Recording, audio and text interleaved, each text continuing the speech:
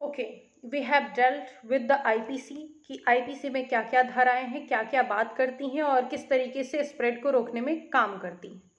लेकिन हमने इस पीरियड में एक एक्ट का भी नाम सुना जिसका नाम हमने पहले बताया भी, जिसका नाम है द एपिडेमिक डिजीज एक्ट 1897। ये एक्ट क्यों आया, कैसे आया, इसके बारे में हम जानते हैं। और ये एक्ट मोस्टली ऐसे ही सिचुएशन को डील करने के लिए ही आया था और इसके पीछे का रीजन और जस्टिफाई करेगा मेरे स्टेटमेंट को। 1896 में प्लेग आया था। इसका पहला केस सितंबर में बॉम्बे में देखा गया था। उस वक्त जब ब्रिटिश राज के अधीन भारत हुआ करता था। It means that India was a colony of Britain. ये बात रानी तक पहुंचती है, क्वीन विक्टोरिया तक जाती है। 4 महीने बाद जाती है, प्लेग के आने के 4 महीने बाद रानी तक बात पहुंचती है। रानी अपने स्पीच में 19 जनवरी 1897 में अपना स्पीच देती है दोनों सदन में और ऑर्डर पास करती है एक तरीके से कि जल्द से जल्द इसे कर्ब करने में, इसे हटाने से खत्म करने में कोई भी स्टेप है लेना है लीजिए, चाहे एक्ट लाना हो, चाहे बिल लाना हो, चाहे जो करना हो। इनके भाषण के मात्र एक वीक बाद एक बिल पेश होता है गवर्नर जनरल ऑफ इंडिया के द्वारा काउंसिल में और ये बिल पास हो जाता है 4 फरवरी 1897 को। और वही बिल पास होकर उनका एसेंट लेकर एक्ट बन जाता है जिसका नाम द एपिडेमिक डिजीज एक्ट 1897 पड़ा। ये एक्ट बहुत ही इंपॉर्टेंट है और हर एक्ट का एक प्रियम्बल होता है जिसको प्रारूप भी कह सकते हैं। इसका मेन काम और कुछ नहीं होता है, बस ऑब्जेक्टिव एम बताना होता है कि कोई एक्ट क्यों बना। Objective, goal, purpose, whatever you can say, and it's only indicating the entire purpose of a specific act. इसका मेन रीजन क्या था और क्यों आया।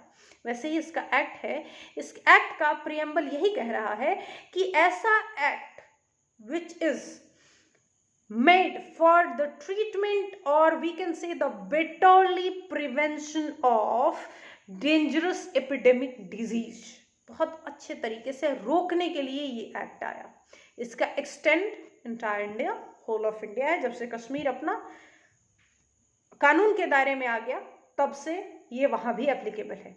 लेकिन इसका सेक्शन जो है 2 which is the most important section, this act is providing power not only to the state or not only to the central government, but it's empowering both government to take action, make regulations, either temporary, either permanent, whatever.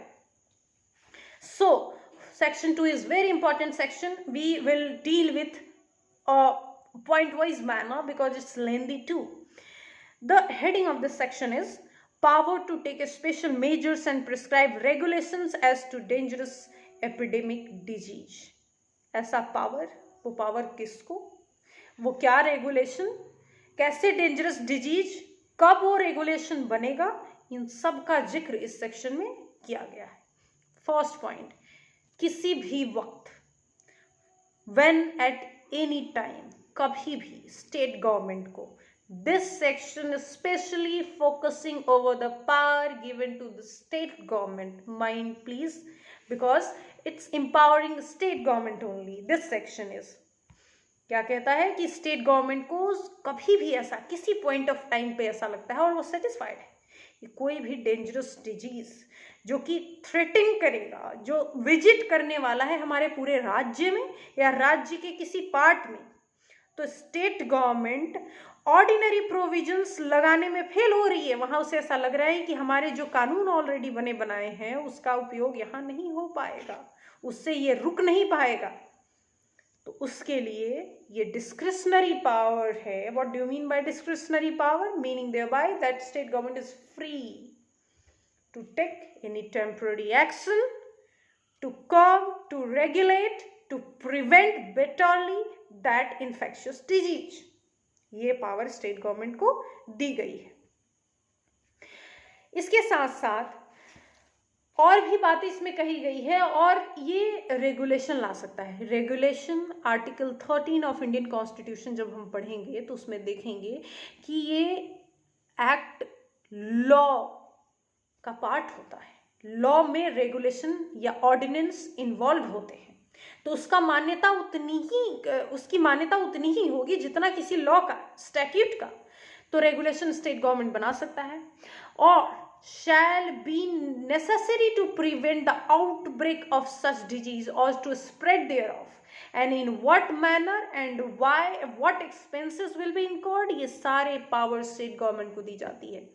किस तरीके से वो curve करेगा, किस तरीके से regulation आएगा, उस पर खर्च कितना और किसका होगा, कहाँ से निकाला जाएगा, ये सारे पावर स्टेट गवर्नमेंट के पास सेक्शन 2 के अधीन दी गई। अब इसके साथ साथ स्टेट गवर्नमेंट क्या कर सकती है इसको कर्व करने के लिए, भाई ये भी तो देखना है। तो इसको कर्व करने के लिए स्टेट गवर्नमेंट इंस्पेक्शन कर सकती है। जाहिर सी बात है, बिना जांच किए तो कदम बढ़ाए नहीं जा सकते। तो state government has power to inspect in particular matter, particular area, जहां उसे लगता है कि यहाँ पे उसका प्रभाव है, यहाँ विजिट किया है पेंडेमिक ने। और किस किस चीज को इंस्पेक्शन में लाएगी, तो person travelling railway, meaning thereby बाय कि अगर आप कोरोना पॉजिटिव हैं and you are travelling with airways और रेलवेज, तो स्टेट गवर्नमेंट्स के पास पावर है कि आपका इंस्पेक्शन करके आपको रोक सकती है ट्रेवल करने से। इस सेक्शन के अधीन सेक्शन 2B ये पावर स्टेट गवर्नमेंट को देती है, ताकि इसका सेग्रीगेशन करा जा सके। जो क्राउड है, जो अफेक्टेड अभी नहीं हुआ है, उसका इन्फेक्टेड पर्सन से सेग्रीगेशन हो सके, उन्हें हॉस्पिटलाइज किया जा सके, उनके लिए एकोमोडेशन लाई जा सके। ये सब के लिए प्रावधान स्टेट गवर्नमेंट अपने लिए कर सकती है, अपने लोगों को बचाने के लिए। दूसरा सेक्शन वही मोस्ट इंपॉर्टेंट है, और ये सेक्शन 2A है, जो कि पावर ऑफ सेंट्रल गवर्नमेंट की बात करता है। कि हमने राज्य सरकारें की बात की, अब हम बात करेंगे केंद्र सरकार का पावर क्या है। केंद्र सरकार का पावर यह है कि अगर उसे लगता है, केंद्र सरकार सेटिस्फाइड है कि भारत के किसी पार्ट में या पूरे भारत में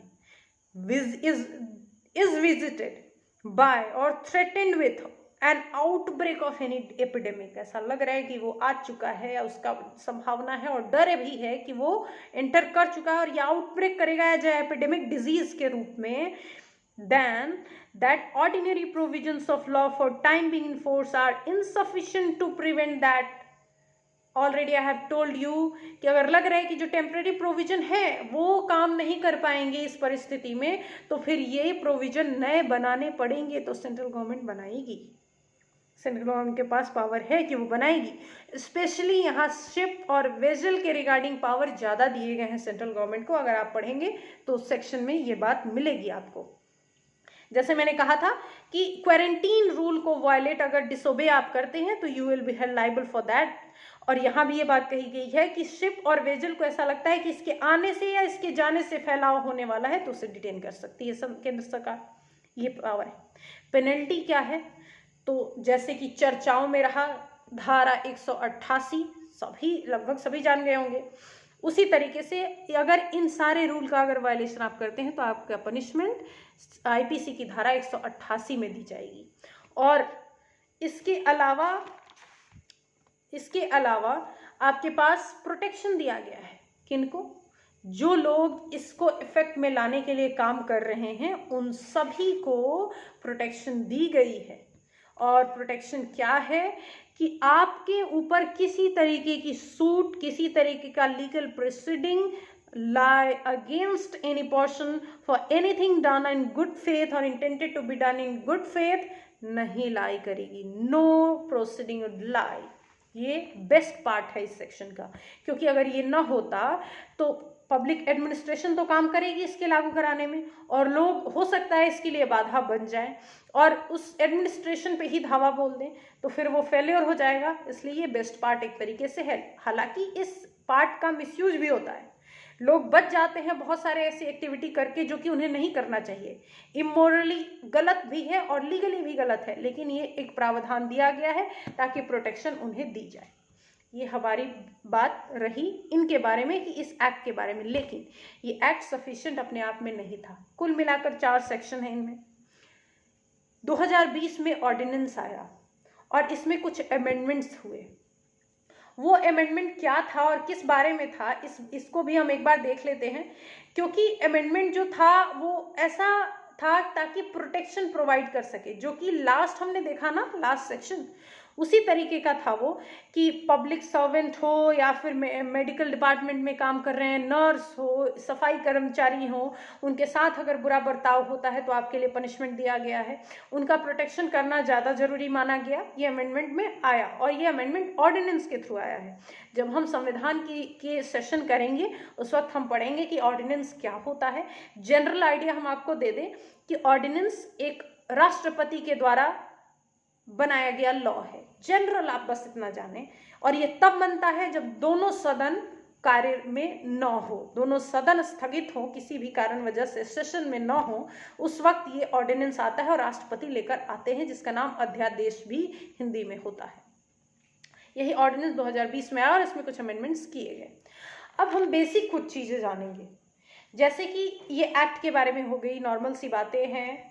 हम लीगली देख लिए कि लीगली कैसे एपिडेमिक हो, पेंडेमिक हो, इसको कैसे कर्व करेंगे, लॉ का क्या रोल है, लॉ कैसे इनमें अपना बेस्ट दे सकता है। तो लॉ अपना इन्हीं माध्यम से दे सकता है। अब लॉ स्टेथोस्कोप और मेडिसिन से तो आ नहीं सकता, तो लॉ इन प्रोविजंस से आएगा और यही प्रोविजंस हैं जो हमें इस पेंडेमिक में बचाएंगे। लेकिन एक बेसिक बात है, what is the difference between epidemic and pandemic? Do you know? If you know, you must may write into the comment box, but I am going to tell you that basic difference. What is the basic difference between epidemic and pandemic? Epidemic is a disease that affects a large number of people, population we can say, community or religion affect करती है, but it is something which is restricted or belongs to a particular country or a particular people. Epidemic, whereas pandemic, which is at globe level, which is not restricted to a people, not restricted to a country, its spreading or its effect is to more than more countries. Its outbreak is more dangerous than epidemic. So this is the basic difference between pandemic and epidemic. That's why coronavirus is not restricted to one country only. It has affected almost entire world. That's why it's known as pandemic, not epidemic. This is the end of the session. If you have any query, if you have any complaint, whatever you want to, you can just type in comment box. And if you like the content और आपको लगता है कि ये बहुत ही knowledgeable था और इससे कुछ 2-4 पॉइंट आपको नॉलेज के लिए मिलती हैं, तो आप इसे आगे भी बढ़ाएं और अपने लिए सुरक्षित रख भी सकते हैं, क्योंकि आज के समय में, इस दौर में, इस कंटेम्प्रेरी समय में इसका महत्व बहुत ही अधिक बढ़ गया था। जिसे ठंडे बस्ते में कभी डाल दिया गया था, आज के समय में इसी का प्रयोग है। धन्यवाद।